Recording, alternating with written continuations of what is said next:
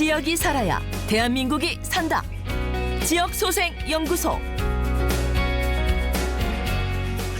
네, 2022년 셋밥일지라는 책을 통해서 하청의 현장직 지역의 청년 목소리 세상에 공개를 했고 수도권 청년 중심의 담론을 흔든 분이 있습니다. 천연호 작가인데요. 오늘 지역소생연구소에 저희가 드디어 모시게 됐습니다. 안녕하십니까? 반갑습니다. 현재 청년 고용 지표를 악화시키는데 혁혁한 공을 세우고 있는 쉬었음 청년 천연호라고 합니다. 그거는 작가님 무슨 말이에요? 제가 지금 일을 안 하고 있거든요. 그렇습니다. 근데 고용 지표에 요즘 쉬었음 청년이 사회 문제라고 하길래. 예.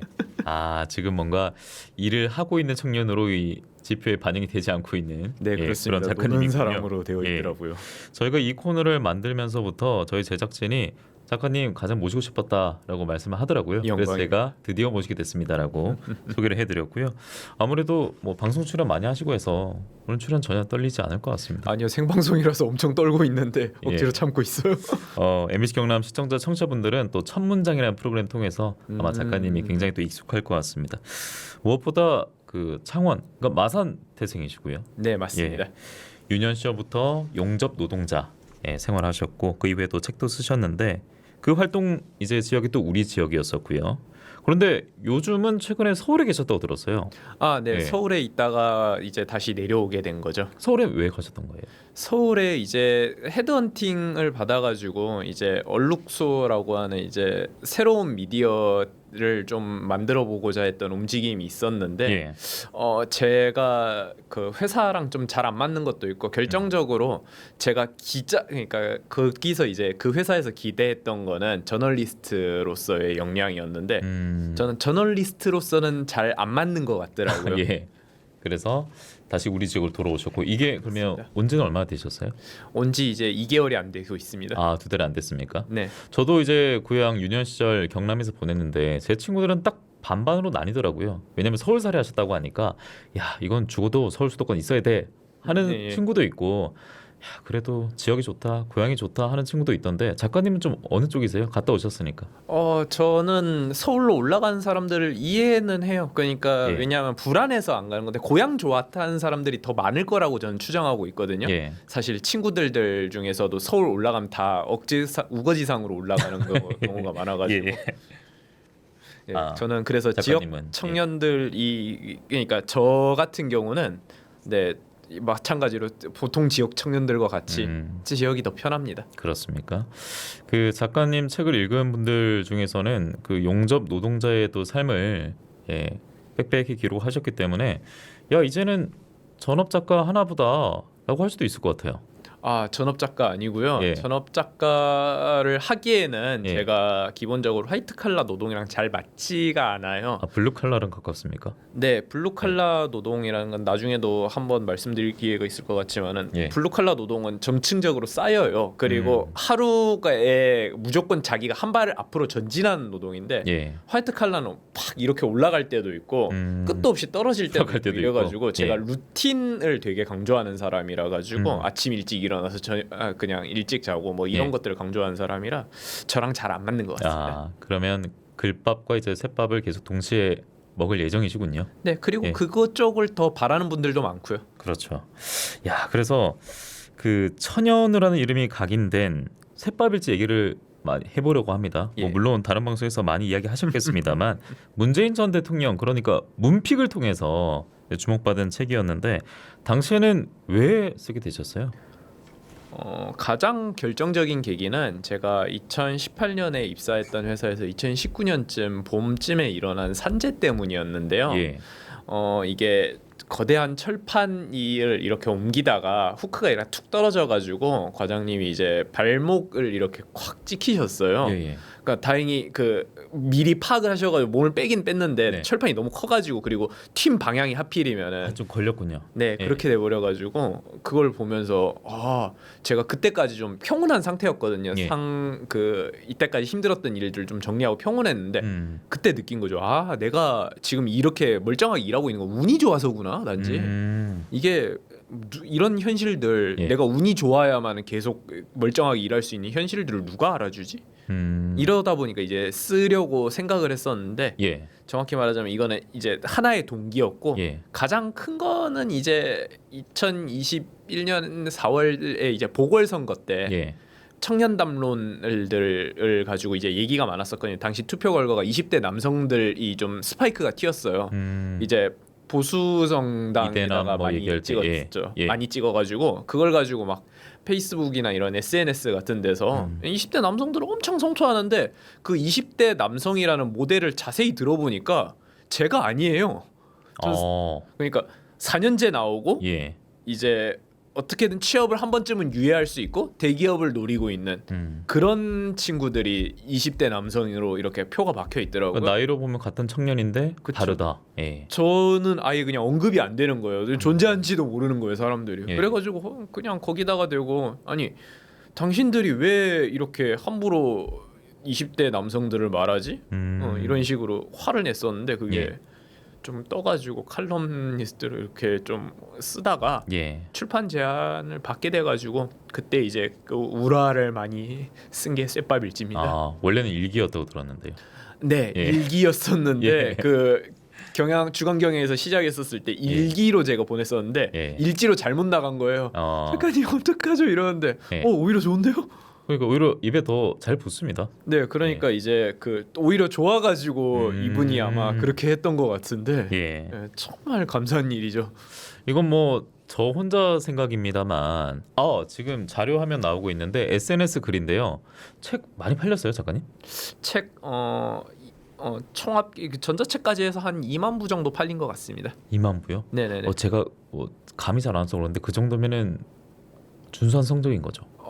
요즘 출판계가 어렵다고 하니까 예. 굉장히 내기 힘든 성적이라고 하더라고요. 예.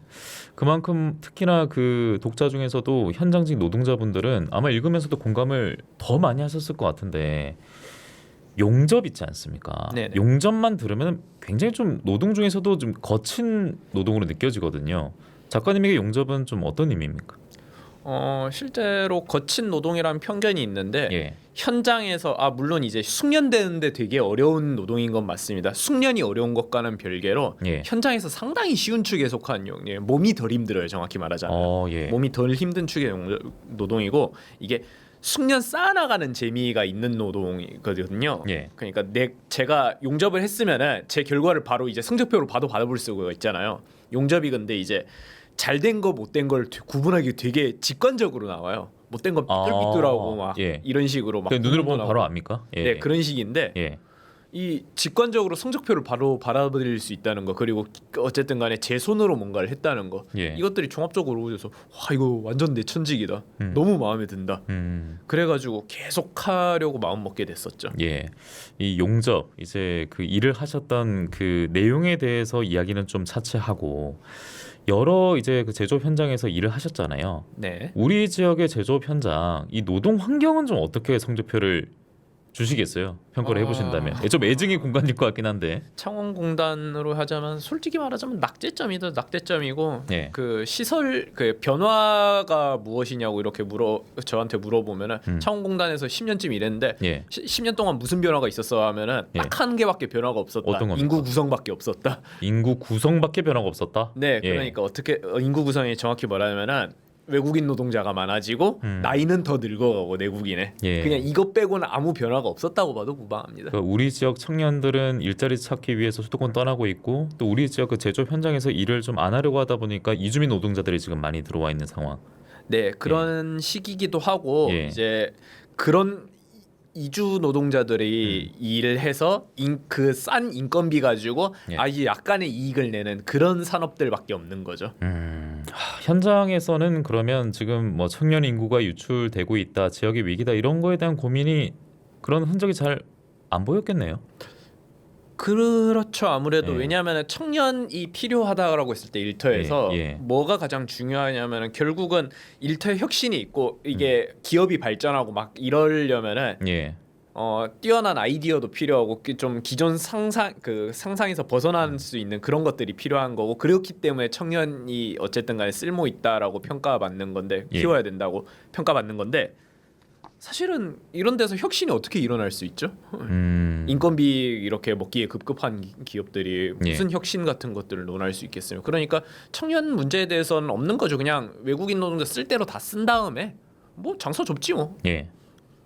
현장에서 이제 겪어본 분의 목소리이기 때문에 뭐 쓴소리라도 의미가 있을 것 같은데, 그래서 이 질문도 드리고 싶었습니다. 지난 정부에서 청년정책조정위원회 활동하시지 않았습니까? 그렇습니다. 그러면 이런 목소리 좀 많이 내셨어요? 네, 어느 정도 내려고는 했었는데 예. 글쎄요, 뭐 성과적으로는 사실은 한계 별로 없다고 생각되는데 다만 청년정책조정위가 아무래도 제때 기준으로 해서 그 아무래도 수도권이 많았고 아무래도 그리고 지역에 있다라 하더라도 그 블루칼라는 없었기 때문에 이제 블루칼라 얘기를 좀 했었죠. 블루칼라 노동자들이 왜 이제 청년들이 블루칼라 안 하려고 해라는 대답에 뭐 거기에 대해서 해답을 좀 제시하기도 하고. 근데 공감대가 좀 형성이 되던가요? 작가님 그렇게 말씀하시니까. 네, 형성되죠. 기본적으로 서울하고 크게 다르지 않다고 보는데요. 다만 이렇게 얘기하면 잘 알아듣더라고요.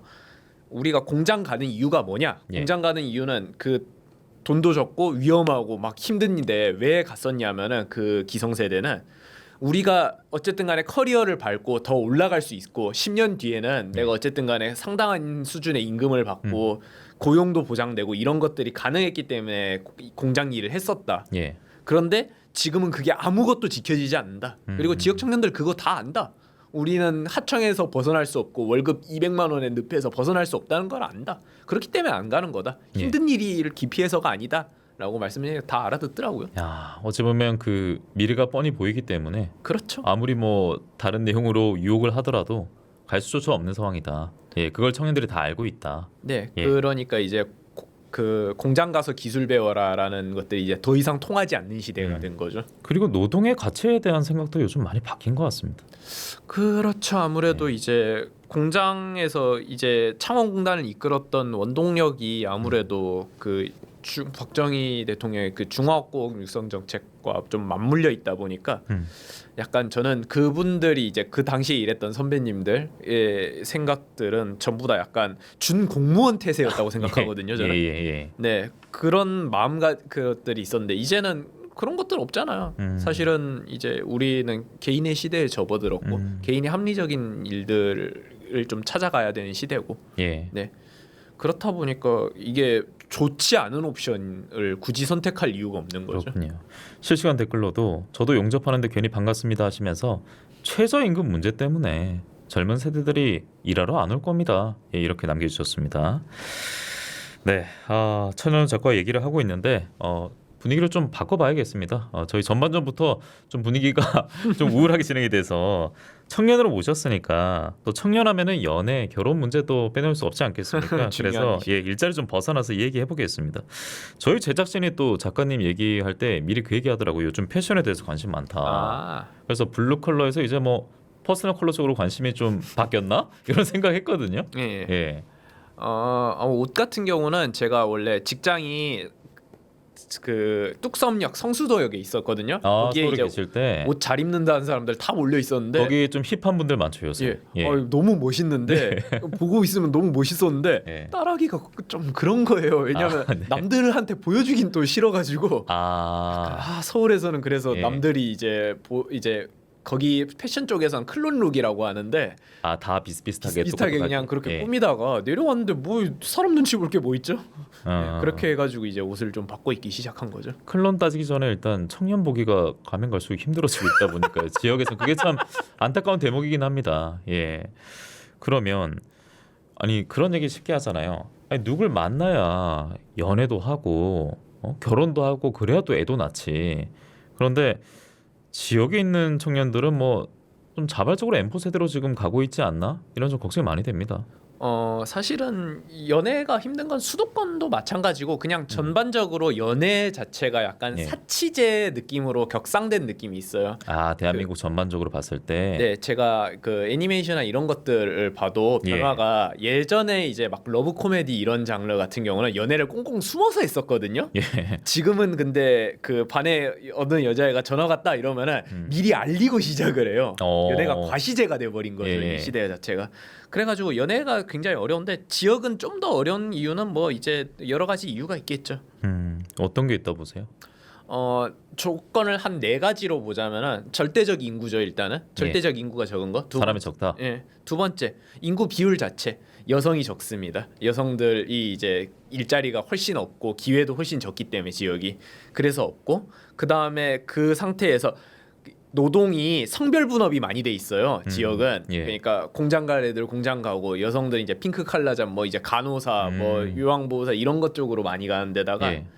마지막으로 교통 문제가 있죠. 사실은 부산 정도만 하더라도 예. 연애하기가 훨씬 수월한 점이 있는데 이제 지역에서는 뭐 연결되는 연결망 같은 게 없다 보니까 이런 4가지 요소들이 총 맞물려 가지고 지역 청년들의 만남하고 뭐 이제 연애하고 이런 것들을 더 어렵게 하는 것 같습니다. 그러니까 뭐 지하철이라든지 뭐 새벽에도 운행하는 심야 버스가 있다라든지 해야 연애도 적극적으로 할 수 있을 텐데 네, 부산 진주 만약 거리만 따져도 많이 힘들잖아요. 사실 그렇죠. 예, 학생들이 뭐 자차로 이동할 수도 없는 노릇일 거고요. 네, 그리고 뭐 술도 못 먹죠 이러면.